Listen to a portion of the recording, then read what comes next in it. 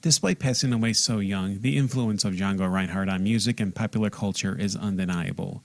He's considered to be the creator of gypsy jazz. Many festivals celebrate the genre with giving credit to Django. Belgium, France, Germany, Italy, and the United States have such festivals. What is it about his music that led to this quasi-immortality? In 2010, I had the pleasure of seeing Buffalo's own Babik, a local gypsy jazz quartet. I asked band member Joshua Assad, now with Hot Club of Buffalo, what it was that made Django's music so special. His reply? The essence and vibe of this music is timeless, infectious, and carries an everlasting joy regardless of your background and age. This music is played with heart and plays to the heart. It is pure spirit. He is the guitar god for guitar gods. Tommy Iommi of Black Sabbath credits Django for inspiring him to take guitar back up after losing a few of his fingertips. Yeah. Let's finish with the show and tell from you, Tony, which is Django Reinhardt and Stefan Grappelli. This was these have been this kind of music favourite of yours from way back, isn't it? Oh God, yeah, without Django Reinhardt, I probably wouldn't be playing. He sort of, when I chopped the ends of my fingers off, that really inspired me, you know. Yeah. Yes, because he lost 2 fingers completely, didn't he? In a fire in his caravan. Absolutely, yeah, and that really inspired me to carry on, you know. In a 1985 interview with Frets magazine, Jerry Garcia of the Grateful Dead sings Django's praises. I have all of Django's records, every single one of them. Most of what he plays is even hard to understand, no matter how much I've listened to it. In terms of the actual technical, how it's happening.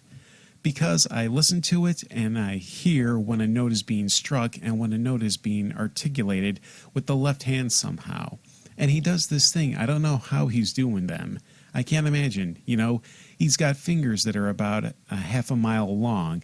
I mean, I just don't know how he's doing it. And this with a fucked up left hand. He's able to cross his fingers to do runs where the middle finger crosses over the index finger. That much I figured out because there are things he plays that work that way, and he couldn't do them any other way. There's no other way he could do them, and they're lightning fast. His technique is awesome. Even today, nobody has really come to the state that he was playing at. As good as players are, they haven't gotten to where he is. The Guardian's John Young interviewed Ritchie Blackmore, former guitarist for Deep Purple, in April of 2015. Young asked, "Did you have it in your mind to rock?" Blackmore's response was, "Yeah, because there was this guy called Tommy Steele prancing around with a guitar, and Presley and all that lot. I wanted to do that just like everybody else. Duane Eddy, then Hank P. Marvin, then Django Reinhardt." In his second autobiography, A Long Story, My Life, Willie Nelson pays his respects to Django. "This was a man who changed my musical life by giving me a whole new perspective on the guitar and, on an even more profound level, on my relationship with sound. During my formative years, as I listened to Django's records, especially songs like Nuage, that I would play for the rest of my life, I studied his technique. Even more, I studied his gentleness. I loved the human sound he gave his acoustic guitar." Jeff Beck of the Yardbirds, in an interview with Guitar World, stated, "By far the most astonishing guitar player ever has got to be Django Reinhardt. I'm sort of a newcomer to his work, although I was always aware of him. Django was quite superhuman. There's nothing normal about him, as a person or a player. His electric playing in the 40s is just humiliating. His lead lick, phew, I slow them down and I still can't grasp what he's doing. Recently I acquired some rare, scratchy, black and white film of Django playing. It's the most glorious but tantalizing short footage, but he's playing like crazy. I've been studying it in slow motion, and all you can see are these 2 grubby fingers going like lightning up and down the fretboard." In a May 1984 interview with Guitar World, Stevie Ray Vaughan shared his thoughts on Django Reinhardt. "To me, Django and Jimmy are doing the same thing in a lot of ways.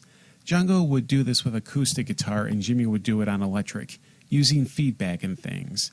Instead of using feedback, Django would just shake those strings like crazy, and neither one of them had anything to build on. They just did it. Django didn't have any book or anything to borrow from. He wrote the book. Many of the pieces performed by Django were performed by other artists, often overshadowing Django's performance.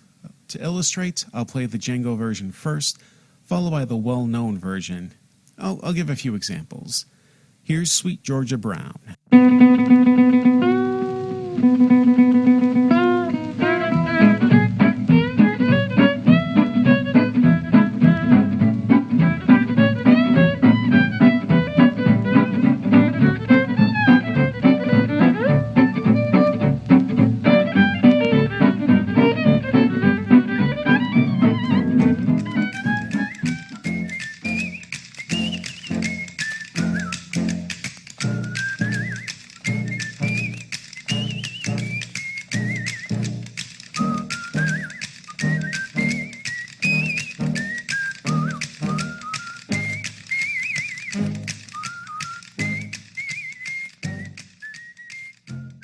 Another example, Georgia on My Mind. Georgia, Georgia, the whole day through, babe, just an old sweet song keeps Georgia on my mind, on the land, Georgia, Georgia, the song of you comes as soft and clear. Georgia, the whole day through, just an old sweet song keeps Georgia on my mind. Georgia on my mind. I said, Georgia. And one more, Lemire.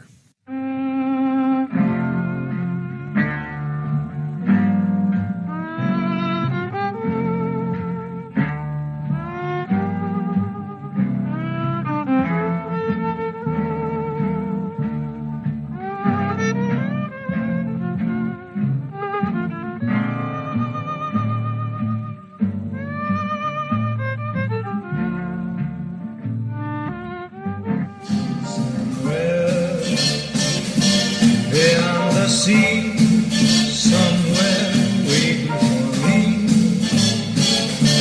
my lover stands on golden sands and watches the ships that go sailing somewhere